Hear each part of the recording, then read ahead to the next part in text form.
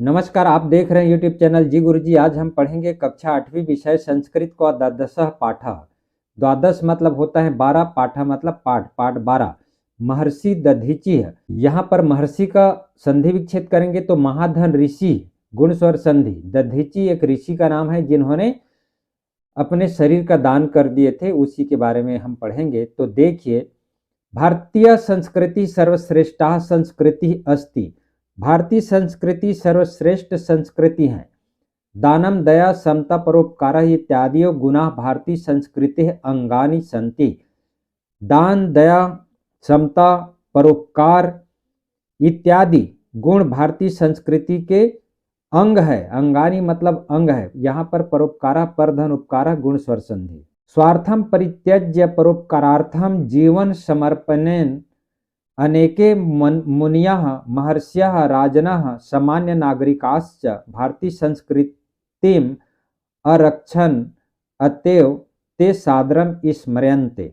स्वार्थ को त्याग कर परोपकार हेतु जीवन समर्पित करने वाले अनेक ऋषि मुनि, महर्षि, राजा और सामान्य नागरिकों ने भारतीय संस्कृति की रक्षा की, इसलिए सादर स्मरण किए जाते हैं। यहाँ परोपकार्थम मतलब परोपकार के लिए अर्थम लगता है तो के लिए का प्रयोग होता है। अरक्षण, अरक्षण मतलब रक्षा की। अतएव इसलिए, ते सादरम स्मरयन्ते वे सादर स्मरण किए जाते हैं। सादर आदर सहित, इसमें स उपसर्ग है। स आदरम अर्थात आदर सहित। अतिथि रक्षायै करस्थम स्थालम प्रयच्छन राजर्षि रंति। अतिथि रक्षा हेतु, रक्षायै मतलब यहाँ पर रक्षा हेतु, हाथ में स्थित कर स्थम, कर मतलब होता है हाथ, स्थम मतलब स्थित, स्थालम मतलब होता है थाली, थाली को देते हुए राजर्षि रंति देवः अर्थात रंति देव कपोत रक्षायै स्वदेहम मासम ददानो महाराजः शिविः देवरक्षायै स्वशरीरस्य स्थिनि प्रयच्छन्। अर्थात राजर्षि रंति देव कबूतर, कपोत मतलब होता है कबूतर, की रक्षा हेतु अपने शरीर, स्वदेह मतलब अपने शरीर का, मासम मतलब होता है मांस, देते हुए महाराज शिवी देवरक्षा स्व शरीर स्थिनि प्रयच्छन महर्षि दधीचि चेतादृशा एवं श्रद्धेया स्मरणीया महापुरुषाः सन्ति। तो देवताओं की रक्षा के लिए महर्षि दधीचि ने अपने शरीर की हड्डियों की, ये शरीर की हड्डियों तक देते हुए श्रद्धेय और स्मरण करने योग्य महापुरुष हुए हैं। तो यहाँ पर स्थिनि मतलब होता है हड्डी, शरीरस्य शरीर की, षष्ठी भक्ति, प्रयच्छन मतलब देना होता है, श्रद्धेय और स्मरणीय मतलब स्मरण करने योग्य, स्मरणीय अनियर प्रत्यय है स्मरण में, स्मरणीय। महापुरुषः मतलब महापुरुष संति हुए हैं। तो इसका एक बार और देखो।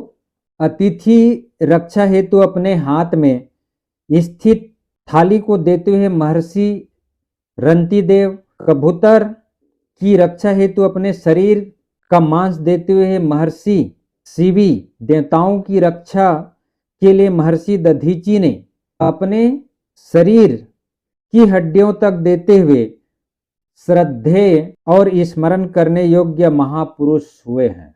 महर्षि दधीचि नाम सर्वेषु परोपकारीषु महापुरुषेषु अग्रण्यः मन्यते। महर्षि दधीचि का नाम सभी परोपकारी महापुरुषों में अग्रगणी माना जाता है।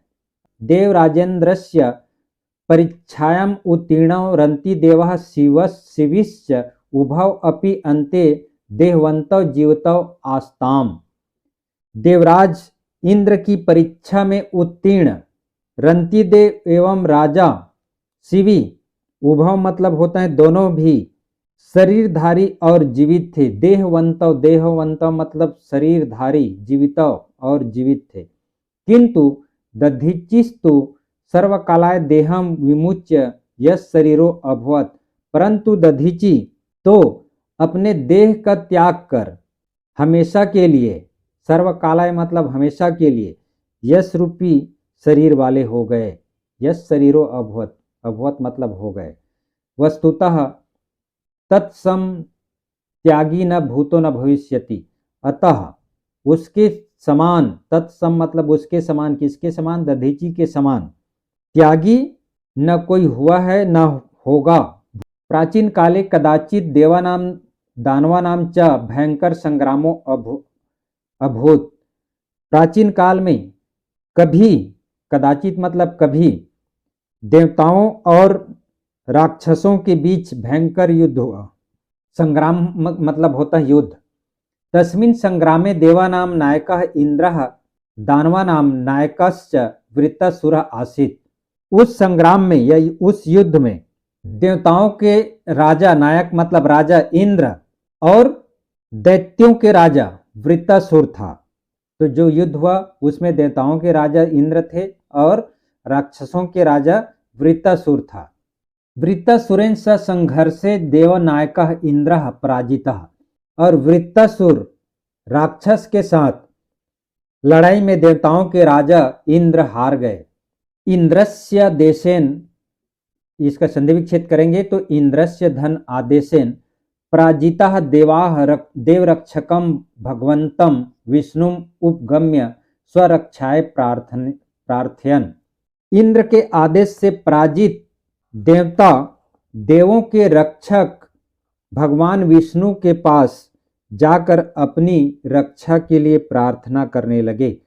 स्वरक्षाय अपने रक्षा के लिए, प्रार्थयन मतलब प्रार्थना किया, उपगम्य मतलब पास जाकर, विष्णु मतलब भगवान विष्णु। प्रार्थनम श्रुत्वा प्रसन्नो भगवान विष्णु अब्रवीत। प्रार्थना को सुनकर प्रसन्न भगवान विष्णु अब्रवीत कहा, भगवान विष्णु ने कहा, क्या कहा? कि वरम ब्रुवत, वर मांगो। देवाः अब्रुवन, देवताओं ने कहा या बोले, क्या बोले? भगवान दानवानाम नायको वृत्तासुरः देवराजस्य इंद्रस्य सकलाम देवसेनाम पराजयत। तो दसों के नायक वृत्तासुर देवराज इंद्र के समस्त देवसेना को पराजित कर दिया है। सह दान वराजो अस्माकम सर्वाणि शस्त्राणि अपि अन्यस। उस दैत्यों के राजा ने हमारी सभी शस्त्रों को नष्ट कर दिया है। भगवान अस्मान रक्षतु, आप हमारी रक्षा करें। रक्षतु मतलब रक्षा करें। भगवान विष्णु उवाच भो देवा, भगवान विष्णु ने कहा कि हे देवताओं, इदानीं महर्षि दधीचि सर्वेषां ऋषीणां शिरोमणि वर्तते। इस समय, इदानीं मतलब इस समय होता है या यहाँ भी होता है, महर्षि दधीचि सभी ऋषियों में शिरोमणि है। शिरोमणि मतलब अग्रणी। व्रतोपवासै तपसा च तस्य महात्मनो देह पावनः संपन्नः। व्रत उपवास तप के द्वारा उस महात्मा ने अपने शरीर को पवित्र बनाया है, मतलब पवित्र होता है। देह मतलब शरीर को। तस्य देहस्य अस्थिभिः यदि व्रजस्य निर्माणं भवेत् तर्हि तेन व्रजेन वृत्तासुरस्य वधः संभवो अस्ति। उसके देह की हड्डी से, अस्थिभि मतलब हड्डी से, यदि वज्र का निर्माण होता है, तेन व्रजेन उस वज्र से वृत्तासुर का वध संभव है। अतः सत्वरम गत्वा तम महर्षि तद्देहम याचत। अतः शीघ्र ही जाकर, गम धातु कत प्रत्यय गत्वा जाकर उनके शरीर की याचना करो। सह ऋषिर धर्मस्य मर्मज्ञो वर्तते। वह ऋषि धर्म के मर्म को जानते हैं, मर्मज्ञ। ऋषियः खलु परोपकारिणो भवन्ति। ऋषि निश्चित ही परोपकारी होते हैं। खलु मतलब निश्चित ही। सह परोपकार्थम अवश्यम स्वदेहम दास्यति। वह परोपकार के लिए अवश्य ही अपना शरीर दे देंगे। भगवतो विष्णु आदेशेन देवाः महर्षि दधीचेः समीपम गतवन्तः। भगवान विष्णु के आदेश से देवता महर्षि दधीची के पास गए। गतवंता मतलब गए। तत्र गत्वा ते वृत्तासुरस्य अत्याचारम वर्णयित्वा। तद्वधाय महर्षि देहम अयाचन। वहां जाकर, तत्र गत्वा मतलब वहां जाकर उन्होंने वृत्तासुर राक्षस के अत्याचारों का वर्णन किया करके उसके वध हेतु महर्षि से देह मांगी। देहम अयाचन अर्थात देह मांगी, महर्षि से देह मांगी। दधीचि उवाच, दधीचि ने कहा, क्या कहा, भो देवा, हे देवताओं, यो नरः शरीरम क्षणभंगुरम मत्वा अपि सनातनस्य धर्मस्य पालनम करोति स सर्वदा निंदनीयो भवति। जो मनुष्य शरीर नाशवान है, क्षणभंगुर मतलब नाशवान है, यह जानकर भी सनातन धर्म का पालन नहीं करता है, वह हमेशा निंदनीय होती है ना, निंदनीयो भवति, निंदनीय होता है। नदी वृक्षादियो जड़ पदार्थ अपि तम स्वार्थिनम निंदन्ति। नदी वृक्ष आदि भी जड़ पदार्थ स्वार्थी लोगों की निंदा करते हैं। स्वार्थिनम निंदन्ति मतलब स्वार्थी लोगों की निंदा करती हैं। यह खलु प्राणी नाम शोके शोकम हर्षे हर्षम च अनुभवति स एव प्रशंसनीयो भवति।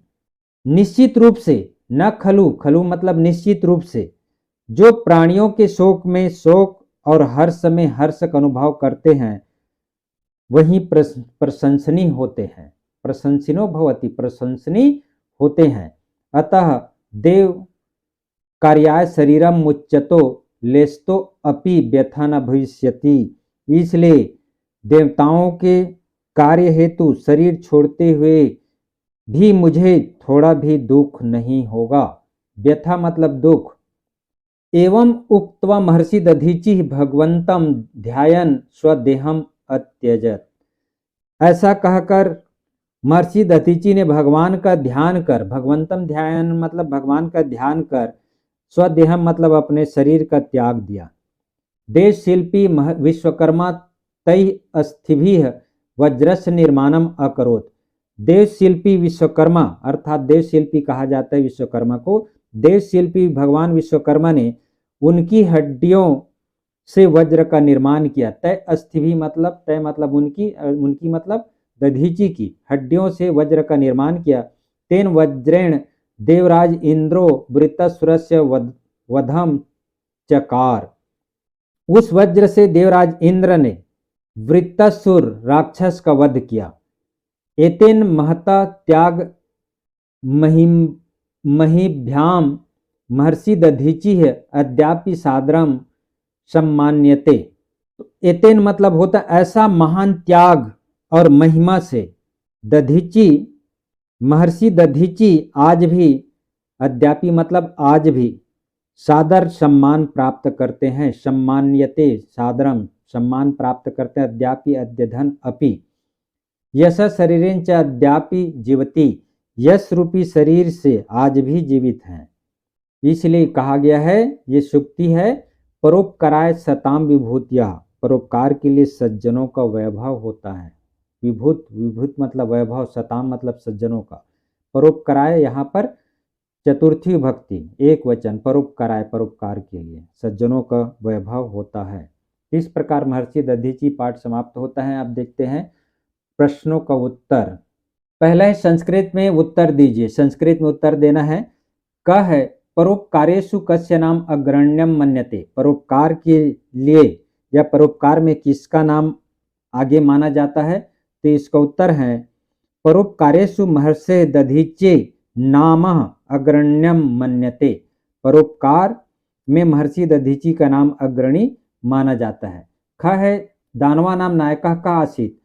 दानवा नाम मतलब राक्षसों का राजा कौन था? तो इसका उत्तर है दानवा नाम नायका वृत्तासुर आसीत, अर्थात दानवों के नायक वृत्तासुर थे। ग है इंद्रस्य आदेशेन देवाः किम अकुर्वन्। इंद्र के आदेश से देवों ने क्या किया? तो इसका उत्तर है इंद्रस्य आदेशेन देवाः देवरक्षकम भगवंतम विष्णुम उपगम्य स्वरक्षायै प्रार्थनाम अकुर्वन्। अर्थात इंद्र के आदेश से देवताओं के रक्षक भगवान विष्णु के पास जाकर अपनी रक्षा के लिए प्रार्थना किया।